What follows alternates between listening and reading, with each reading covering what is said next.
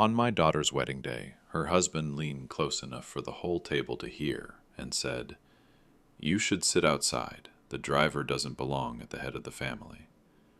The laughter that followed was not loud, but sharp, like glass breaking in the quiet. I felt it cut through me deeper than any blade. My own blood, my own kin, watched as I was labeled, diminished, pressed into the corner of the very celebration I had helped make possible. From that moment, the word driver was no longer just a job. It was a chain they wrapped around my name. They whispered it behind my back in every room. I could hear it echoing in the kitchen, sliding under doors, curling into conversations. He's just a driver, not a father, not a man who had worked decades to keep the house standing, not someone who gave without asking, just a driver. It became my shadow, a sneer that followed me when I sat down, when I stood up, when I tried to speak. They looked past me as if I were invisible, except when they needed to laugh at something small and safe. I wore silence like a second skin. That silence was the only shield I had left, though it never protected me from the sting.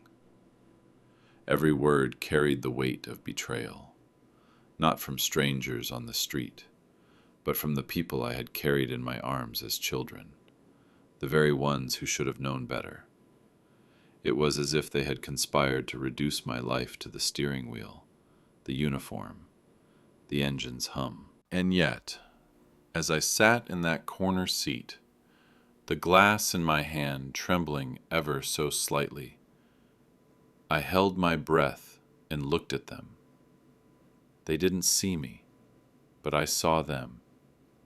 Every smirk, every rolled eye, every whispered word.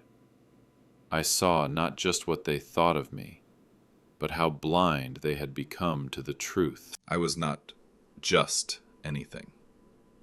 Not a driver, not a shadow, not a ghost at their table. My name, my work, my quiet sacrifices, they would not stay buried forever. One day, that word they threw at me like an insult would turn into their undoing.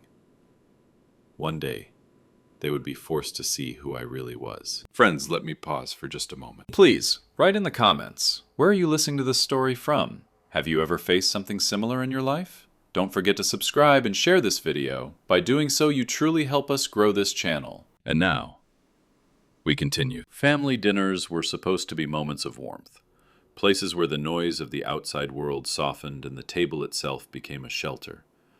But for me, they became arenas of quiet humiliation.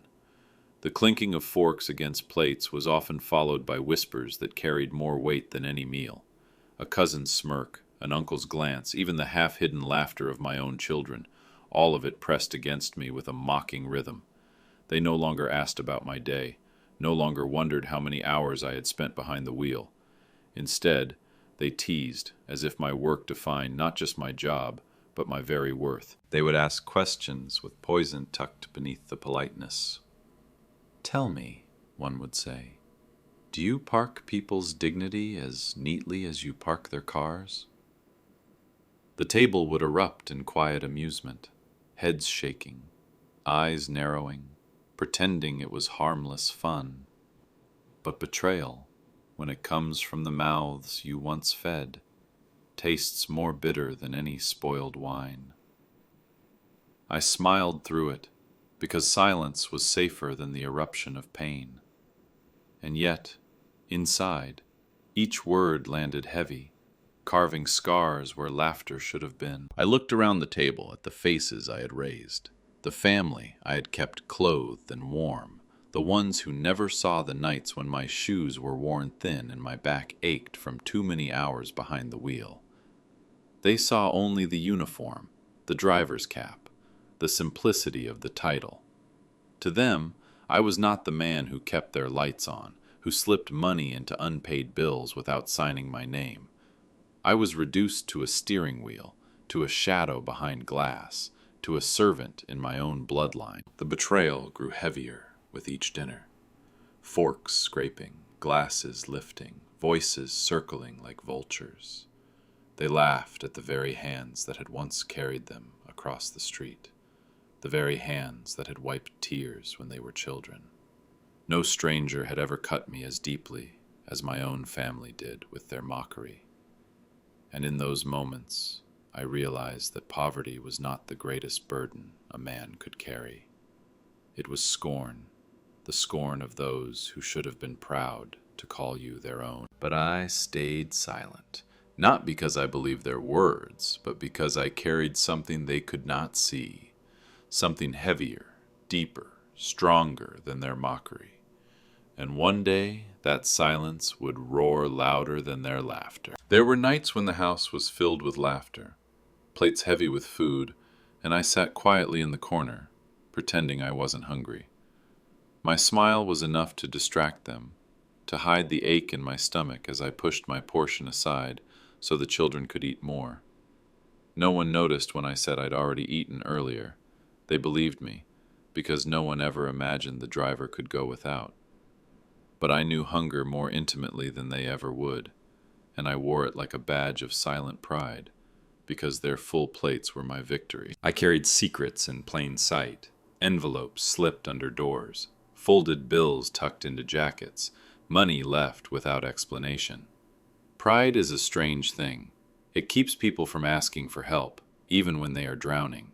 But I had lived with pride too, and I knew its sharp edge. So I gave quietly, letting them believe their miracles had arrived by chance, while I drove another shift, worked another long night, and carried the cost on my shoulders alone. My wheel turned endlessly, streets passing, headlights slicing the darkness, strangers stepping in and out of the car. They thought I carried only passengers, but I carried burdens no one else could see. The sigh of a widow as she accepted a folded envelope, the tear of a neighbor who found a bill already paid, the relief of a child who never knew what it meant to go to bed cold. These were the invisible passengers who traveled with me, night after night, filling the silence between engine hums with something heavier than words. And still, when I walked into my own home, they looked at me as if I were small. Just a driver. Just a man whose life was measured in miles and gas receipts. They never saw the sacrifices I made when no one was watching, the battles I fought alone so they could live with comfort. They never saw how much I gave away without leaving my name attached. There is a quiet kind of love that does not ask for recognition, a love that feeds itself on giving. That was the love I carried. But love in silence is easily mistaken for nothingness. And so they mocked me, laughed at me, diminished me, all while living on the very sacrifices they never knew I had made. But a man can only carry so much before the weight begins to turn into something else. My silence was not weakness. It was a seed, growing roots in the dark. And though they didn't know it yet, one day, the world would see the tree that had been rising from that silence all along. Every morning, when I put on that worn jacket and stepped into the driver's seat, it wasn't just another shift, another day of strangers' destinations and long, empty roads. Every mile I drove was a calculation, a quiet investment in something far greater than myself. To them, it looked like monotony, just a man turning a wheel, counting hours, watching the odometer climb. But inside, every turn, every stoplight, every passenger was part of a larger equation, one they would never see until the day came when the sum of it all could no longer be ignored. I kept a different ledger, not the one the company issued, not the one that balanced fares and miles. Mine was a secret record, written in the hidden corners of my life. Every tip I slipped into my pocket, every hour of overtime I forced my body through, every meal I skipped became a number in that invisible book. But the ink I wrote with was not money alone. It was sacrifice, time, silence, dignity swallowed in exchange for survival. Behind closed doors, I would count quietly, the way a priest might count prayers. A small stack here, a folded bill there, a coin resting in a jar that seemed insignificant on its own, but became monumental over time.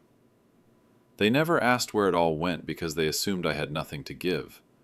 They thought I lived paycheck to paycheck, that my life was as small as the uniform I wore. But while they spent, while they laughed, while they mocked, I was building something in the shadows. The ledger told the truth they never wanted to believe. That I was not just carrying passengers. I was carrying the future. Scholarships that had yet to be awarded. Hospital bills that had yet to be forgiven. Donations that would one day be revealed with my name at the bottom. Each sacrifice was not a loss, but a deposit into an account of justice, waiting for its day. I never bragged. I never corrected them when they dismissed me as small. My silence became the safest vault of all. They couldn't steal what they didn't know existed. They couldn't mock what they couldn't see. They thought they had measured me, weighed me, and found me lacking. But they never knew that every mile, every hour, every small humiliation was being transformed into something they could not erase, proof that I had built more than they ever imagined. And while they laughed, I kept driving. And while they mocked, I kept writing in that secret ledger. And while they believed the lie that I was nothing more than a driver, I was already becoming the benefactor whose shadow they would one day have to stand in. It was a late evening, the kind where the air in the dining room felt thick with candlelight and chatter. Plates clinked, glasses rang, and the room carried the warmth of family, at least on the surface. I sat at the far end of the table, watching faces glow in the golden light, pretending that I was part of it, pretending that my silence wasn't a barrier they had built around me. I was there in body, but I had learned long ago that to them, I was more like the chair I sat on than a man with a history. And then my grandson, with the kind of innocence that carries the sharpest edge, turned to me and asked, "Grandpa, what have you ever built?" His voice was curious, but it was swallowed by the laughter that followed. Laughter not of children, but of grown men and women who should have known better. Their smiles twisted the question into a weapon, the kind of casual cruelty that leaves no wound visible, yet cuts deeper than bone. I sat there, my fork paused above the plate, the laughter pressing down like a storm. I wanted to speak, to say that I had built more than walls, that I had built nights without hunger, mornings without fear, roofs that didn't leak, and lives that carried forward because I had chosen to carry the burden first. But the words stayed locked in my chest because I knew they weren't ready to hear them. Instead, I swallowed hard, not food but silence, and let the moment pierce me like a nail hammered slowly, deliberately, into the wood of my dignity. Betrayal does not always arrive with shouting or with slammed doors. Sometimes it comes in smirks passed around a table, in glances exchanged as if you are the joke, in the way people who share your blood make you feel like an outsider in your own home. That night, I understood something painful. Love does not guarantee respect, and family does not always mean belonging. I looked at my grandson's eyes, still untainted by malice, and I realized he wasn't laughing. He was learning. Learning from the table that mocked me, learning that the measure of a man is what others say he is. That truth burned hotter than any insult, because if they erased me, they erased the truth he deserved to inherit, the truth of where he came from, the hands that had labored so he could sit at a table full of food and question what I had ever built. The rift widened that night, not in shouting, not in open conflict, but in silence. My silence, their laughter, his question. They thought they had diminished me, but what they didn't know was that they had carved another line in my hidden ledger, another reason why the day of reckoning would matter. And so I smiled faintly, though it trembled at the edges, and let them believe they had won. Betrayal, I learned, is quieter than rage. It does not leave blood on the floor. It leaves a man walking home under the stars with his chest hollowed out, whispering to himself that one day, the truth will speak where he cannot. The storm never begins with thunder. It begins with a silence that feels wrong, a stillness in the air that makes the hairs on your arms rise. For me, that silence came the day the letters arrived. Cold, official envelopes stamped with words that turned family ties into battle lines. The lawsuit was not against me, yet I felt its shadow before anyone else did. Property, inheritance, debts, words that twist love into greed, words that scrape away the mask of family until only hunger for power remains. I had seen it coming in the way their laughter grew sharper at dinners, in the way conversations turned to money and land and names on papers. But seeing it written in black ink was different. It was proof that the storm had broken open above us, and no one would escape its reign. The courtroom became the stage where everything once hidden was laid bare. I was not on the guest list, not invited, not considered important enough to even be present. To them, I was furniture, a shadow, an old man whose hands smelled of gasoline and sweat. But when the doors opened, I walked in anyway, taking a seat against the far wall. My silence was my invitation, my right to watch what unfolded. And as I sat there, I could feel the shift, the way my presence unsettled them, the way they avoided my eyes as if afraid of what they might reveal. Property divided like meat on a table, bank accounts dissected, debts unearthed.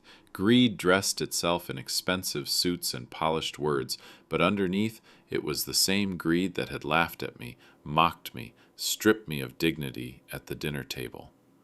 Their arguments rose and fell like waves crashing, each voice fighting to prove its own worth, while erasing the sacrifices that had once bound this family together. My name was not spoken, not once, as if I had never existed, as if the foundation they stood on had not been laid by my hands. But I was there. I heard every lie, every twisting of the truth, every attempt to paint themselves as pillars of honor, and with each word something inside me hardened. They thought the storm would sweep me aside, that I would drown quietly while they fought for crowns they had not earned. But they did not know that storms are not only destruction, they are also revelation. Storms strip away the paint, tear down the walls, and leave only the bones behind. I watched as the faces I once loved contorted with greed. I watched as the same mouths that mocked me pleaded with the judge for recognition, for validation, for a greater share. They were so busy clawing at each other that they forgot about me, the man in the corner, silent as always. They thought my silence was emptiness, but it was weight. Heavy, unshakable weight that was waiting for its time. The storm had gathered, and it was only the beginning. What they didn't know was that storms, once unleashed, cannot be controlled. And I, though they didn't yet realize it, was holding the lightning. The courtroom smelled of polished wood and stale air, the kind that clings to old walls where too many secrets have been argued into silence. When I entered, no one called my name. No one pointed to a chair. I was left to find my own place, and I chose the back, near the wall, where the shadows are thicker and the eyes of others do not linger long.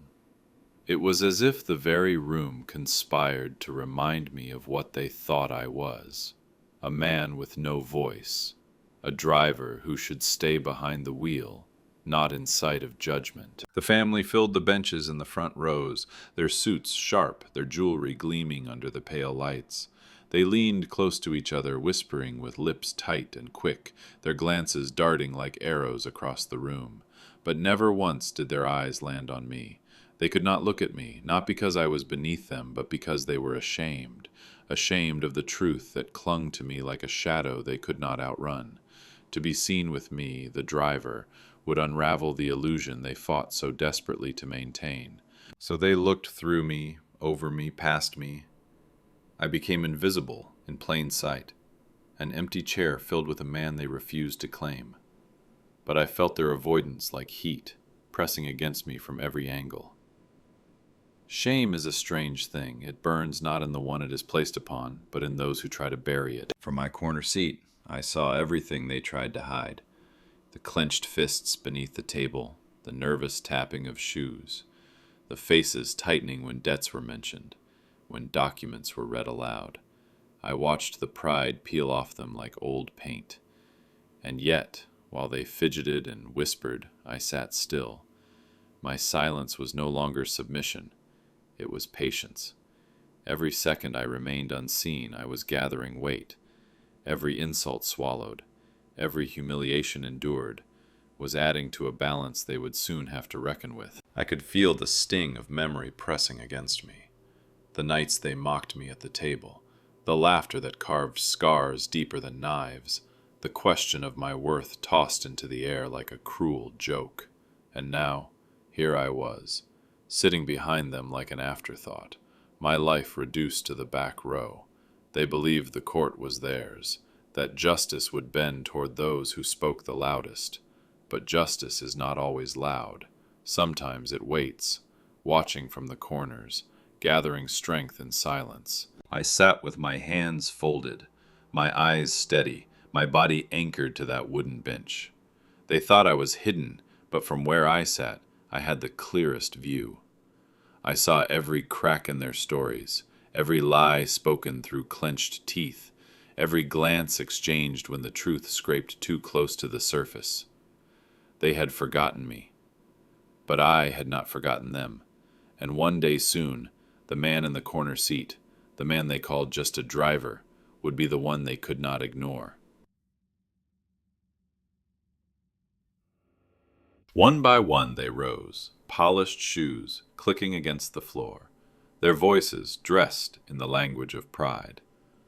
They spoke as though they were kings standing before a court of subjects, puffing their chests with stories of what they claimed to have built, what they claimed to have sacrificed, how much they claimed to have given. Their words were chosen carefully, every sentence cut sharp to rewrite the history of our family, with their names carved in bold at the center. And with each testimony, I felt the blade of erasure turning against me. They described legacies as if I had never existed. They spoke of homes as if no unseen hands had kept the walls upright, of education as if no hidden envelopes had ever landed quietly on desks, of meals as if no one had ever gone hungry so they could eat. They boasted of businesses that had survived crises, never confessing that it was money I had slipped away from my own pocket that had steadied their falling foundations. Their pride was borrowed, stolen from sacrifices they never acknowledged, dressed in finery as if it were their own skin. I sat in the back, the corner seat they had assigned me, and let their voices wash over me like a tide of lies. Their arrogance swelled until it filled the room, but I did not move. I remained silent, though silence did not mean empty. Every word they spoke added weight, not to their triumph, but to their debt. They believed they were erasing me, blotting me out of the family story so thoroughly that I would disappear. But what they were really doing was proving how blind they had become. I studied their faces as they testified. My son's jaw tightened with a confidence he had not earned. My daughter's eyes flickered with rehearsed tears as she spoke of hardship she had never known. Even the grandchildren nodded in agreement, rehearsed like actors in a play, their lines sharpened against me, though most of them were too young to remember who had paid for the shoes they wore to their first day of school. The irony burned deep. They had learned to stand taller by standing on my shoulders, and now they spoke as though they had climbed the mountain alone. The judge listened carefully, eyes shifting from one speaker to the next, face unreadable. Papers shuffled, pens scratched across notes. But no one looked toward the man in the shadows, and that was exactly as I wanted it. For years I had let them believe I was less, that I was invisible, that my silence was weakness. But in truth, my silence had become a reservoir, filling and filling with every act of betrayal, every dismissal, every stolen piece of credit. And reservoirs, once full, do not stay quiet forever. By the time the last voice finished, The air was thick with arrogance. The family looked at one another with a kind of satisfied smugness, as if they had buried me with words, sealed the coffin with pride, and walked away with their names engraved as victors. But they did not see me sitting still, unshaken, my silence heavier than their boasts. I was not empty. I was waiting. And when the truth finally came, it would not need noise. It would thunder in the quiet they had mistaken for defeat. The gavel struck once, and silence spilled across the room. Papers rustled, voices hushed, and for a moment it seemed as though even the air held its breath. The judge sat high above us, steady and composed, his face carved into the kind of calm that does not give away its thoughts. Yet, even from my corner seat, I could feel his eyes turn toward me. It was not the kind of glance given to a stranger who does not belong. It was slower, heavier, as if he were measuring something no one else in the room had noticed. Again and again his gaze returned, though never long enough for the others to see. They were too busy straightening their ties, adjusting their jewelry, whispering strategies to one another, as though truth could be bought with rehearsed words. But the judge's eyes betrayed a different kind of curiosity. Perhaps he saw that my silence was not absence. Perhaps he saw that every still breath I took was weighted, that I was not here to watch passively, but to carry something weighting, something undeniable. The family, wrapped in their arrogance, never noticed. They thought the judge's attention was theirs alone. They believed their performance had filled the room so completely that no one could see the man sitting against the wall, hands folded, shoulders steady, the so-called driver who had no right to be present. But there is a power in being overlooked. It lets you see everything, and it lets those who ignore you reveal themselves completely. I met the judge's eyes once, only briefly, but in that fleeting exchange something unspoken passed between us. His composure never broke, but there was a flicker, subtle, hidden beneath the weight of robes and authority. It was the flicker of recognition, not of who I was yet, but of what I carried, as if he knew that truth has a way of sitting quietly in corners until its moment arrives. Around me, my family's words continued to pour like poison wine. They boasted, they twisted, they erased. Their pride filled every space they thought mattered. But in that brief glance, I understood something important. The judge had already begun to see what they could not.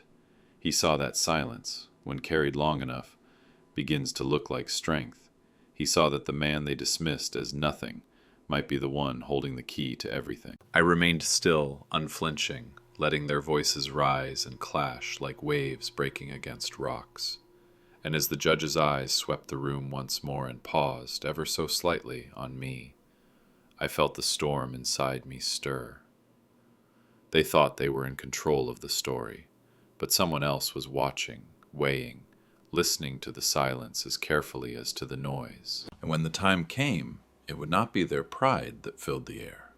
It would be the truth that had waited too long in the shadows. The moment arrived without warning, as such moments often do. My family's voices had filled the courtroom for hours, their arguments layered with pride, their words bent to erase me, to prove that their importance was undeniable. And then the clerk, who until then had spoken only in procedural tones, shifted through a stack of documents and paused. The silence that followed was sharp, a silence that made even the most arrogant among them glance up in unease. And then it came, my name, spoken not with contempt, not as a whisper of mockery, but with the authority of the court itself. My name, steady and clear, carried across the room like a stone dropped into still water. For the first time that day, the air shifted. The family's faces turned toward me, not with affection, not with respect, but with confusion and fear, as though hearing my name in this place was a disruption of their carefully constructed story. The clerk reached into the pile and pulled out a sealed envelope, heavy with years of weight no one else had ever felt. It was not just paper and ink.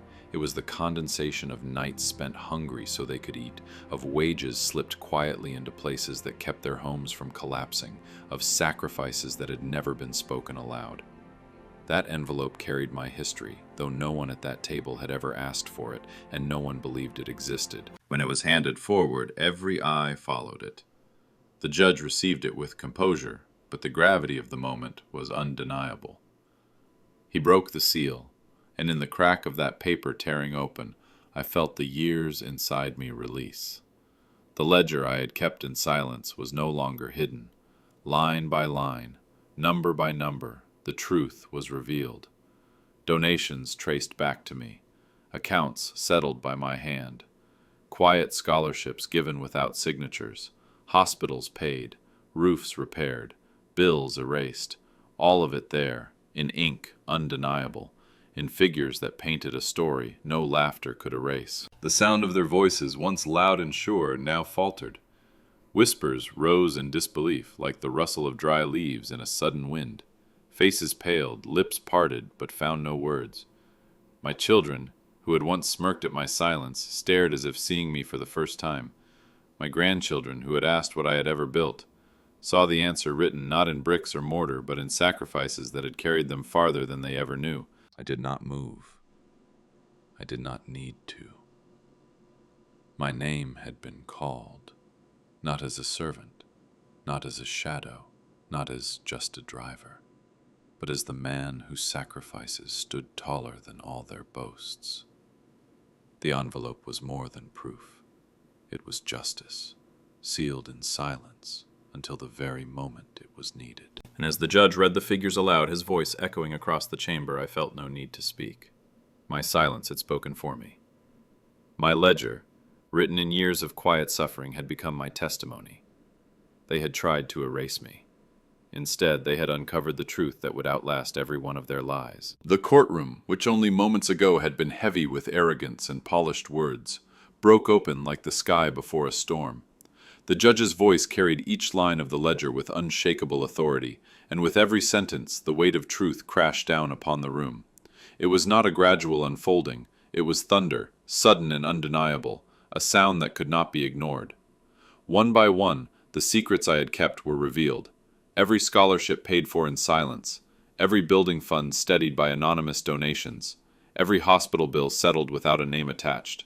And the thread tying them all together, me, the man they had called just a driver. Gasps spread like ripples on water. I heard them before I saw the faces, sharp intakes of breath, the shuffling of bodies in seats, the creak of benches as people leaned forward in disbelief. My family, who had spent years polishing their reputations on foundations they believed they had built, now sat with faces pale, mouths half open, their lies collapsing beneath the weight of evidence they could not deny. The very pillars of pride they had tried to stand upon were shown to be hollow, filled not with their sacrifices, but with mine. I did not move. My hands rested calmly on my lap, my body steady as if the storm had always been expected, and, in truth, it had. I had waited for this moment longer than I could count, storing every sacrifice, every humiliation, every night of going without, so they could have more. And now it was all laid bare, not as a confession, but as a revelation. The irony was sharp, almost cruel. For years they mocked me, called me small, diminished me to nothing more than a driver, and yet the truth showed them something they could not laugh away, that I had been the silent foundation beneath every boast they had ever made. My sacrifices had carried their pride, my silence had preserved their dignity, my hands had held together a legacy they now tried to claim as their own. They had lived in houses I had quietly saved, studied with books I had quietly bought, dined at tables I had quietly kept filled, and now the courtroom saw it. Now the world knew. The judge continued to read, his voice calm but steady, like the tolling of a bell that would not cease until the truth was fully spoken. My name, repeated over and over, not as a servant, but as benefactor, filled the air until it seemed impossible to believe it had ever been forgotten. And with each repetition, I felt the years of mockery peeling away, leaving not wounds, but scars that no longer burned, scars that now stood as proof of endurance. Around me, the whispers grew. Some leaned toward one another, shaking their heads in disbelief. Others sat back in silence, realizing the depth of what had been hidden all these years. My family could not look at me. Their eyes dropped to the floor, to their hands, to the papers in front of them, anywhere but the man in the back row, whose silence had just spoken louder than all their pride. And still I remained motionless. I did not need to gloat. I did not need to smile. Truth, when it comes like thunder, does not require applause. It demands only to be heard. And it was. The sound in the courtroom changed. Moments ago, the air was thick with confidence, voices sharp and proud as they tried to craft a history without me in it. Now those same voices stumbled, collapsing into half-sentences and stammered excuses. Faces that once turned toward me with smirks could no longer bear to lift their eyes. They dropped, one by one, masks slipping, pride cracking, the fragile armor of arrogance breaking beneath the weight of undeniable truth. The ledger had spoken, and in its numbers lay a mirror they could not escape. I watched as my son fumbled with his tie, his hands trembling, his jaw clenched too tightly to speak. My daughter, whose laughter at dinners once carved wounds in me, now sat pale, her lips pressed shut, the words she wanted to say dying in her throat. Even the grandchildren, too young to understand the depth of sacrifice, shifted uncomfortably, sensing that something irreversible had shifted, that the man in the corner seat was no longer invisible, no longer a shadow, but the center they had tried so hard to erase. The whispers rose like a tide, low at first, then growing louder. The room buzzed with disbelief, with shame, with the scrambling sound of people trying to rewrite their tone. Those who once mocked me now leaned toward each other, searching for explanations, rehearsing new lines to cover the old ones. They wanted to explain away their cruelty, to paint their mockery as misunderstanding, to claim they had always known, always respected me. But lies once shattered cannot be glued back together. Betrayal flipped into shame so quickly it was almost painful to watch. And yet, there was no satisfaction in me, no joy in seeing their masks fall, only a deep, steady ache, a sorrow that it had taken so long, that it had cost so much for them to see the truth they should have carried in their hearts all along. For years I had endured the sting of their dismissal, and now their silence felt heavy, almost desperate, like children who had been caught in a cruel game they no longer wanted to play. The judge said nothing, letting the silence stretch, letting the shame linger in the air until it became unbearable. Papers lay untouched on the table. No one dared to speak first. The same mouths that once filled family dinners with laughter at my expense now pressed shut in fear of what another word might reveal. They could not mock me anymore, not when the truth was written in ink, stamped in official seals, spoken aloud for all to hear. I sat still, unmoving, not needing to gloat or speak, or remind them of what they had done. Their own shame was louder than any words I could have offered. And in that silence I realized something I had not expected. I no longer needed their recognition. Their lowered eyes were not my justice. My justice had already been spoken when my name was read aloud. Their shame was only the echo of a verdict that had already been delivered. The masks had shattered, and in their broken pieces lay the truth they could no longer deny. That the driver they mocked was the foundation beneath everything they claimed to be. And though they could try to gather the shards, to piece together another lie. The cracks would always remain. The gavel fell with a sharp crack, and the sound rolled across the courtroom like a final warning, silencing even the restless whispers that had been trembling at the edges of the room. Heads turned instantly, bodies straightened, and the air thickened into that heavy stillness that always comes before a truth too great to ignore. The judge lifted his eyes, and in that moment, it felt as though every wall, every seat, every shadow leaned forward to hear what would come next. He did not look at my children first, nor at my grandchildren, nor at the polished lawyers who had filled the chamber with their careful words. His eyes found me in the back where I sat alone, the man who had been left out of the family story, the man they had tried to reduce to a title whispered with disdain. And then he spoke, his voice steady, carrying not just authority, but the weight of something deeper. Recognition. Lead benefactor. The words cut through the air, undeniable, final. They landed not like praise, not like ceremony, but like a verdict, heavy with truth. Every insult I had ever swallowed, every mocking laugh, every time they had called me just a driver, collapsed beneath that title. It was as if the years of silence had finally risen and found their voice through the authority of the law. The room shifted instantly. I felt it in the way the family stiffened, in the way their shoulders fell as if an invisible crown had been lifted from their heads and placed where it always belonged. Shame deepened into something darker, humiliation.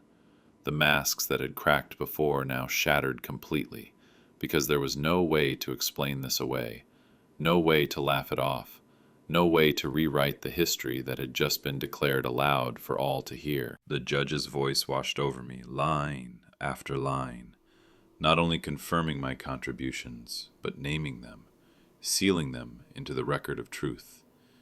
He spoke of funds secured, of debts paid, of institutions preserved. He spoke of generosity given without demand for recognition, of a legacy built not with boasting, but with sacrifice. Each word was like a stone placed into a monument they had tried so hard to pretend did not exist, a monument they could no longer ignore. For me, the words carried more than recognition. They carried release. I had carried the weight of silence for so long, had borne humiliation with bowed head and clenched hands, had lived through nights where betrayal pressed like a knife against my ribs. Now, in the sound of that title, all of it dissolved. Not forgotten, the scars would always remain, but transformed into something stronger. They had tried to bury me with their words, but in the end their insults became the soil in which my true name had taken root. I did not stand, though every part of me felt as though I could rise higher than I had ever stood before. I remained seated, steady, calm, letting the truth settle over them like a storm they could not outrun. I had no need to gloat, no need to speak. The judge's declaration was enough. The silence that followed was louder than any cheer, sharper than any argument. For once, it was not me who carried the shame. It was them. And as I sat in the corner where they had placed me, I realized something powerful. They had given me that seat to diminish me, to keep me out of sight. But now it had become the throne of justice.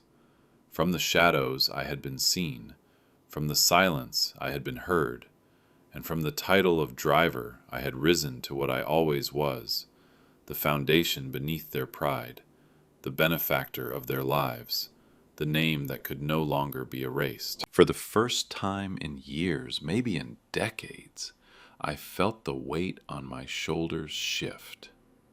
It wasn't gone entirely. The scars of mockery and betrayal don't vanish so easily. But it had changed. The heaviness that once bent my back, that once forced my eyes to the floor, was no longer a burden. It was something else now, something solid and steady, something that lifted me rather than crushed me. For the first time, I did not lower my head. I sat upright, my gaze steady, my chest no longer caving inward to shield itself from their disdain. Justice had arrived, not in the way the world often imagines it, not with rage or punishment, but with acknowledgement. Acknowledgement. That was the word that filled the room heavier than any gavel, stronger than any sentence. Revenge would have been too small, too fleeting. To see them suffer might have satisfied a moment of anger, but it would have left me hollow after. What came instead was greater. The undeniable truth spoken aloud, the recognition of who I was and what I had built, stamped into the record where no one could erase it. That was justice. Not the tearing down of others, but the lifting up of what they had tried so hard to bury. I could feel their eyes on me now, the same eyes that once rolled in laughter, that once narrowed in contempt, now struggled to meet mine, and when they did, they faltered, dropping quickly, unable to endure the steady calm of a man who no longer needed to prove himself. Their shame was not my victory, it was their own reckoning. My victory was simpler, deeper, to be seen, finally, for the truth of what I had always been. The courtroom no longer felt like an enemy's ground. It felt like sacred space, like a place where the long years of silence had been given a voice, where my quiet sacrifices had been written into history. For so long I had been made to believe my silence meant weakness, but in this moment I understood that silence had been strength. It had carried me through storms without breaking, and now it had delivered me to this place where justice stood not as fire, but as light. I thought of the nights I went hungry, of the envelopes slipped under doors, of the laughter at the table that carved deep wounds. And now all of it seemed different, not erased, but transformed. Those sacrifices were no longer hidden. They were the very evidence of my dignity. The scars of betrayal were no longer wounds. They were the testimony that I had endured, and endured with grace. I did not gloat. I did not smile with triumph. My justice was quieter than that, heavier and more final. It was the simple act of sitting tall, of lifting my head without fear, of knowing that I no longer lived under the shadow of their mockery. They had tried to define me with smallness, but acknowledgement had broken their definition. And once truth is spoken, it cannot be undone. Justice had been delivered, and in its delivery, I realized something powerful. I did not need revenge. What I needed had already been given to me, the unshakable knowledge that I had been seen, heard, and named for who I truly was.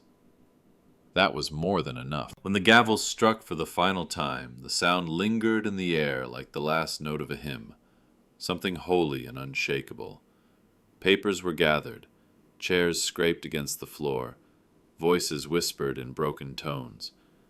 But I remained still for one last moment, letting the weight of it all settle inside me. The silence was no longer suffocating. It was full, almost radiant. I had walked into that courtroom as the man they called just a driver.